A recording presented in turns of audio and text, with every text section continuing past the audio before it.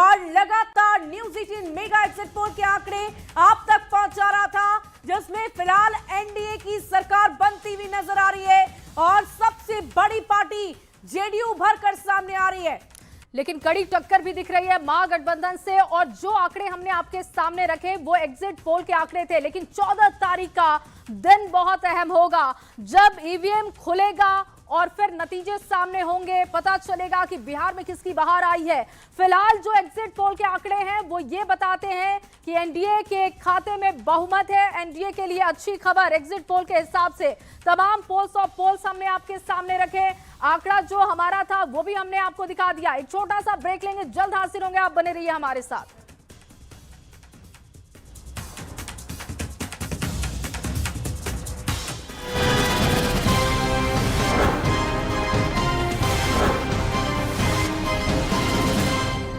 लक्ष्मी, हम लगातार पूछ रहे थे कि बिहार में किसकी बहार है और ये बहार, इसके बारे में जानकारी आपसे थोड़ी देर के बाद मिलनी शुरू हो जाएगी। बिल्कुल, न्यूज़ 18 ने सर्वे किया है और न्यूज़ 18 की पूरी टीम ग्राउंड पर गई थी, लोगों से बातचीत की और ये पता लगाने की कोशिश हमने किया कि आखिर इस बार बिहार में किसकी बहार होने वाली है, किसके सर इस बार जनता जो है वो ताज सजाने वाली है। तो कुछ ही मिनटों का अब समय रह गया है, उसके बाद आपको आंकड़े बताने वाले हैं कि ये आंकड़े जो हैं वो क्या कहते हैं। हमने एक सैंपल साइज लिया है, उसके आधार पर हमने ये जानने की कोशिश की है, कई सारे सवालों के माध्यम से ये जानने की कोशिश की है कि इस बार बिहार की जनता ने क्या सोचा, क्या मूड में था और 2020 की तुलना में 2025 की जनता जो है वो क्या बदलाव चाहती है। वोटर की आवाज सुनाई दे रही है मुझे और लगता है कि बड़ी खबर आ चुकी है और पहला आंकड़ा टीवी स्क्रीन पर रखने जा रहे हैं न्यूज़ 18 पर मेगा एग्जिट पोल।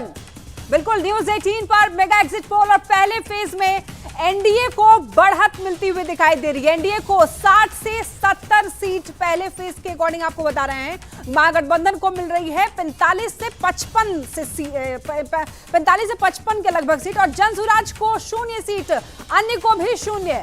बिल्कुल, तो ये आंकड़ा हम आपको बता रहे हैं पहले चरण का। देखिए 18 जिलों की 121 विधानसभा की सीटों पर पहले चरण में मतदान हुए थे और उसमें क्या हो सकता है, क्या संभावना है। तो पहले फेज में एनडीए को बढ़त दिख रही है, जिसमें 60 से 70 सीटें एनडीए को मिल रही हैं, जिसमें बीजेपी है, जेडीयू है, आरएलएम है, उपेंद्र कुशवाहा की पार्टी, हम जितना मांझी की पार्टी और बिल्कुल, यानी कि एनडीए में शिप्रा पांडव ने कितना धमाल मचाया है ये हम देख पा रहे हैं सर्वे के माध्यम से। यानी कि एग्जिट पोल में आपको बता रहे हैं, न्यूज़ 18 पर आप देख रहे हैं कि मेगा एग्जिट पोल और इसके माध्यम से पहले फेज में एनडीए को बढ़त मिलता हुआ यहां पर दिखाई दे रहा है। हालांकि ये एग्जिट पोल है, ये बिल्कुल सटीक आंकड़े नहीं है, रिजल्ट आपको 14 तारीख को ही मिलेगा। लेकिन जो महागठबंधन को फिलहाल आंकड़े मिलते हुए दिखाई दे रहे हैं वो 45 से 55 सीट।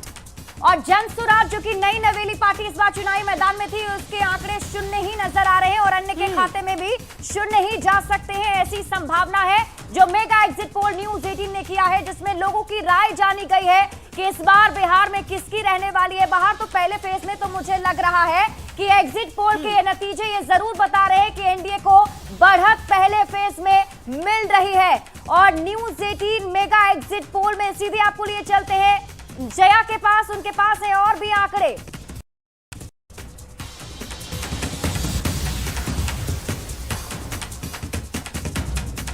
बहुत धन्यवाद शिप्रा। और देखिए, जैसा कि आप बता चुकी हैं कि पहले फेज के जो आंकड़े हैं एनडीए के पक्ष में, हालांकि ये एग्जिट पोल है, लेकिन न्यूज़ 18 बिहार झारखंड ने जो सैंपल साइज लिया है उससे जनता का मूड अब हम सामने रख रहे हैं। जनता का मूड बिहार में क्या है वो देख लीजिए। पहले फेज के लिए जो आंकड़े कह रहे हैं कि एनडीए को 60 से 70 और शिप्रा और लक्ष्मी, अगर आपको याद हो तो लगातार ये दावे हो रहे थे कि पहले फेज में जो 121 सीटें रही हैं उनकी 100 सीटें एनडीए के खाते में है, ये दावे किए जा रहे थे। 60 से 70 एनडीए, जेएसपी की बात की जाए 0, अदर को 0 और महागठबंधन को 45 से लेकर 55 सीटें मिलती हुई दिख रही हैं। हालांकि लगातार हम अपने दर्शकों को ये बता रहे हैं कि ये एग्जिट पोल है, ये सटीक नतीजे नहीं है। 14 तारीख को आपको इंतजार करना होगा, लेकिन जनता का मूड क्या है, ग्राउंड पर लगातार हमारे रिपोर्टर्स, एंकर्स रहे हैं और ये जो पहला फेज है जिसके लिए 121 सीटों पर मतदान किया गया था 6 तारीख को, उसके एग्जिट पोल के आंकड़े हम रख रहे हैं और उसके हिसाब से देखिए एनडीए के लिए अच्छी खबर है। एनडीए के लिए अच्छी खबर यह है कि 60 से 70, हालांकि उनका दावा है कि 100 सीटें पहले फेज की उनके खाते में है।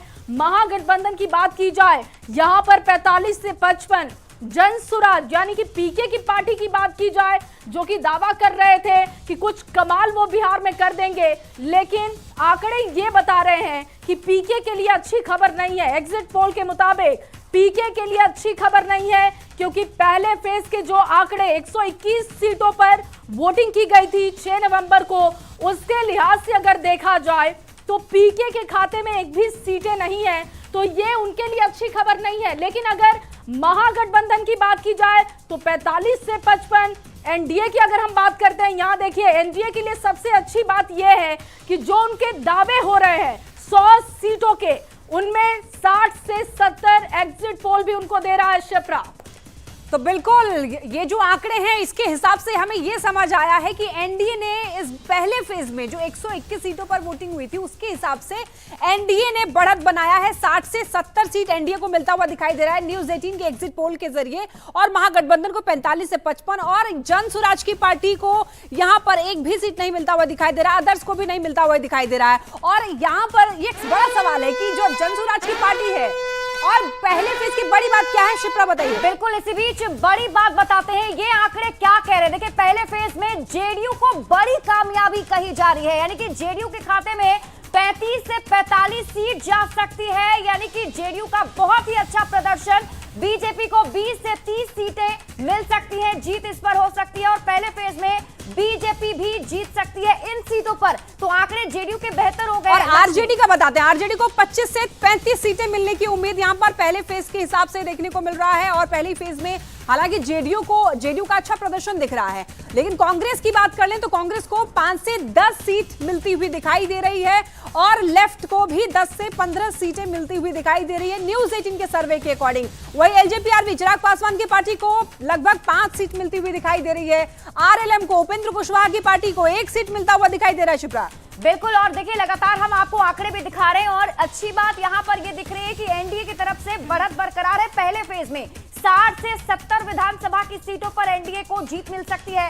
महागठबंधन 45 से 55 तक का आंकड़ा छू सकता है। जेएसपी यानी कि जनसुराज जो है 0 और अदर्स तो 0 है ही। सबसे बड़ी बात यह है कि जो पहला जो चरण था लक्ष्मी, वो फाइनल चरण माना जा रहा था, इसलिए क्योंकि पहले चरण में अगर अच्छी जीत किसी की होती है तो उसी की सरकार बनेगी। जया का रुख कर लेते हैं। जया, क्या कुछ और आंकड़े आपके पास?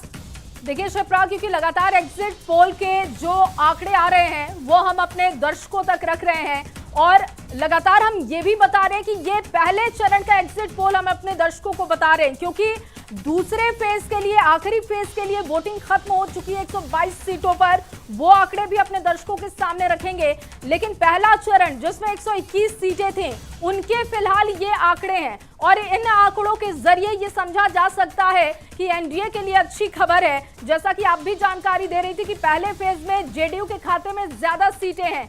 चिराग पासवान को लेकर थोड़ी चिंता कही जा सकती है, क्योंकि दावा बहुत ज्यादा हो रहा था। 29 सीटें कुल उनकी हैं और उनके ऊपर एक बहुत बड़ी जिम्मेदारी है, और ऐसे में क्या बड़ी खबर है, लक्ष्मी बताएंगे।